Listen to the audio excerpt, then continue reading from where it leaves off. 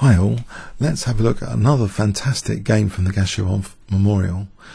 Michael Adams playing white against Anish Giri in round 8. Michael Adams, the top UK player, kicked off with E4, so against the top player from the Netherlands, Anish Giri. He played the Sicilian defence, so we have a fighting game. Knight F3, D6, we have an open Sicilian, and we have the Najdorf variation A6. And the most popular moves here, according to Livebook, involve basically moving this bishop either here, or this bishop either here, or F3 or F4. But there's another choice further down, which is G3, very positional. Black usually responds with E5. A little bit rarer is to actually play E6, keeping maybe a bit more flexible the pawn structure. Giri actually chose E6. So with this fianchetto now after bishop G2, white is exerting an influence on that D5 square. It's positional for the moment, but can it transform into an attacking weapon? Bishop E7 was played, and now both players castled.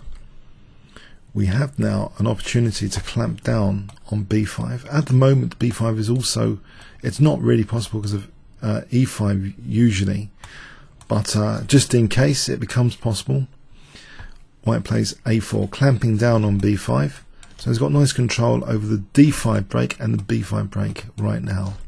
Black plays knight C6, and we have now bishop E3. Now I've actually played this position with white in correspondence, and often a problem with a move like bishop E3, leaving B2 unattended, is often, in my view, something like this is annoying. It might kick the bishop back. So I was particularly interested in this position where Anish Giri actually played rook B8. So the idea is to support the knight first and then maybe B5 later. But if we have a look at this position, say black wanted to play knight E5, maybe it's not such a big deal, this knight C4, if the bishop has to go back. Say H3 to stop knight G4. Say knight C4, the bishop dropping back isn't such a big deal apparently. Say after queen C7 we can kick the knight and then get the knight here out of the firing line, and although a weakness has been created on that C3 square, white is in a good position now to play C4 supported by B3, so it's not a total waste of time having the pawn on B3 or retreating the bishop, it seems. This is a nice position for white technically. So okay, so we have this rook B8. We have F4 now. Now Queen C7. Now the king, it's kind of prophylaxis move away from this potentially sensitive diagonal, steps away.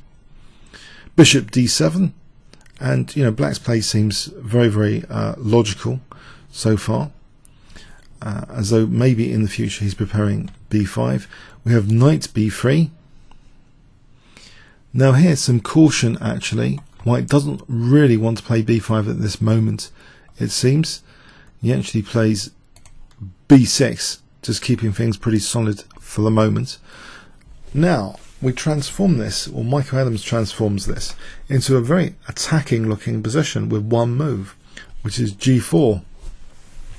And it reminds me of one of my favourite John Nunn games against Mikhail Tal, where Nunn, with bishops like this covering weaknesses, gets a big space gain going on the king side. It looks very impressive, these kind of pawns, but maybe even like this is possible, because these, as long as the weaknesses are covered up, that might be possible. The way black reacts here is very important, not just from this game's perspective, but from a theoretical perspective. It seems there's some debate about this position, about black's concern for G5. What would a Najdorf expert like Garry Kasparov do? Well, apparently Kasparov would play a move like bishop C8 here, which doesn't commit the pawn structure at all and is ready to meet G5 with knight D7. This does seem playable. It doesn't seem as though this is technically that bad, and the bishop can sometimes just redeploy here. But let's look at what happened in the game. H6 was played. It's potentially a target, and it still invites a potential G5 at the right moment, or even H4 and G5 if white can afford the weaknesses. Let's see, Queen E2 for the moment, Knight B4. Now one thing about these pieces on the queen side, they're attacking and putting pressure on white's queen side, but they're also potentially fuel for white's attack on the king side if tempo gains can be made use of loose pieces. So keep an eye on that, the potential for loose pieces like b4. Okay, we have knight d4 here, which means actually the knight is covering c2, making the queen a bit more flexible to go on an attack without losing c2 for a moment. Rook bc8, and now centralizing with rook ad1, and it looks as though g5 might really be on the cards around here. So black really needs to be careful now. Anish Giri plays queen c4. Michael Adams wants to keep the tension going in the position and plays queen f3.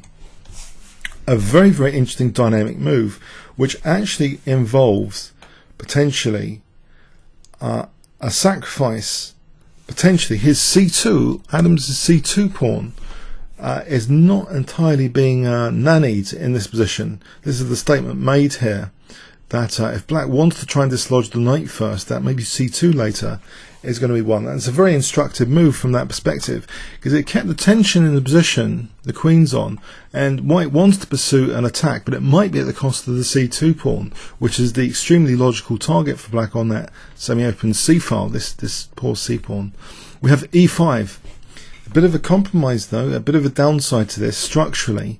D5 and f5 are immediately weakened, of course, and the white knight just goes into f5, and now black gives up the light square bishop, and of course black will be weaker now on the light squares in theory, and this bishop is potentially opened up now on this diagonal. E takes f5. This might be useful later. So on this diagonal, theoretically, if we can get in g5, then bishop e4 might be a danger later. The light squares in general might be problematic now for black. E takes f4 was played. Here you might notice already that this c2 pawn is there for the taking, but in this particular position, E takes f4 was played first. Actually, it's a very dangerous position here actually for black if g5 is allowed. So if knight takes c2, white doesn't actually want to take on b6 here. He pursues the thematic g5, and it presents real difficulties. If this knight moves, knight d5 is going to be very painful with a tempo on e7.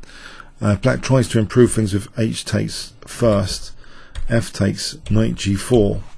So both knights are hitting e3, critical position. White just simply retreats the bishop here and has a big threat of h3 winning this knight. This knight's actually stranded in this position. So that's pretty terrible. That's just losing a piece actually. Anything else you might think, well, again, knight d7, we just play knight d5. It's a huge position for the attack after this. This is just horrible. Say knight d4, queen h3, white's threatening, f takes. The attack just seems to be crashing through here. So that's a very, very difficult position where Anish Giri decided, e takes, take out the for g5 here. It was important to take that out here. So e takes f4 first, but this allows rook d4, kicking the queen, queen c7, and now bishop takes f4, but of course c2 can be taken here, and the knight is attacked. So why not take c2 here? Is this really a positional sacrifice for the attack? Well, it is kind of, because what has white picked up here? Black does take on c2. Potentially this is a loose piece, so fuel potentially for white's attack if an important tempo gain can be made of it. Potentially the light squares are stronger for white. Can white use this bishop in an attacking context? For the moment, rook d2 just accepting the pawn sacrifice, knight b4, but we have a loose piece here. Which can that be made use of? And now white aims to use this light square bishop, this move h4. If this knight can be dislodged, then maybe this is a good attack, not just for the light squares, but also the g file for breaking through of f6. It's very, very dangerous now, this position with g5 on the cards. White probably has a very, very, very nice grip on the position, especially the light squares. We have knight h7. And white pushes through now with the move g5, and this is where this loose knight is like fuel for the attack indirectly. I think this is very instructive how this knight is used here in the variations. to make g5 actually work a lot better. For example, now if black plays h takes, on knight takes g5, this is too dangerous. Queen h5, and if, say, knight h7, bishop e4 actually gets out of the way for rook h2, and this is slaughter time for black. This light square bishop is actually making sure white's king is pretty safe, and white has enough time for this very dangerous winning attack, basically, on the h file coming up. So that's not playable, but also we see here that if bishop takes, then we have this position after takes here. Queen f4 double attacks b4 and g5, and this is what I mean, that loose pieces are fuel for an attack on the king sometimes. You know, the tempo gains, so they can be picked off sometimes. So let's see. So after g5, in fact, black played queen c4, allowing the very, it seems very, very painful to allow this move, f6. So another pawn sack. Is it g takes, bishop takes f6? Well, temporarily, white is 2 pawns down, yes, but look at black's structure. It's been wrecked. Isolated pawns here, here, and here. And after knight e4, very serious threats. d6 looks as though it's going to be dropping off. This seems much more strong than just taking on d6. In any case, look at the queen, it's on h4. White didn't want to invite queen takes h4 with a move like bishop takes d6. So knight e4, threatening knight takes d6, keeping this row safe. Black's bishop really wants to get out of the way as well here. He plays bishop e5, but now another incredible move for Michael Adams. 2 pawns down, but very, very dangerous position for black's king. Can you guess what Adams plays in this position if I give you 5 seconds starting from now?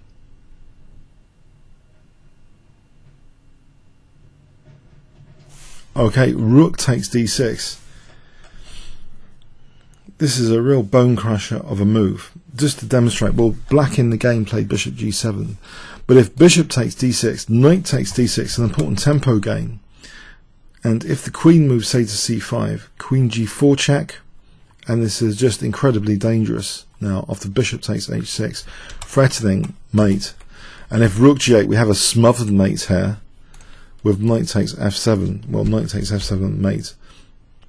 So this seems absolutely hopeless for black, this particular position. If knight g5, it's only temporary delaying things. This is really vicious. Black's going to have to give up the queen to survive a bit longer soon.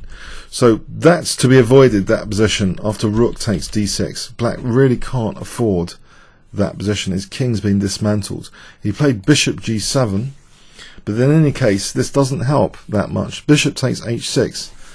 So white now has equaled on pawns, back to 3 pawns each, but look at black's king. Look at white's pieces coordinating around black's king. Bishop takes h6 was played, rook takes, and there's a huge threat here now. Well, there are huge threats in this position. Knight f6 is immediately threatened to get a mating net on h8. Black tried to parry this with rook c6. But there are potentially loose pieces over here. Although the queen is defended by the rook at the moment, we see now after queen g4 check, king h8. This isn't a certainty that the queen is always going to be protected by the rook. We have another crushing final move for Michael Adams here. Can you guess what he played? If I give you 5 seconds, starting from now.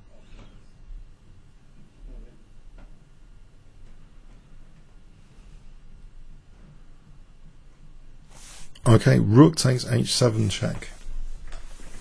Black had to resign. Anish Giri had to resign.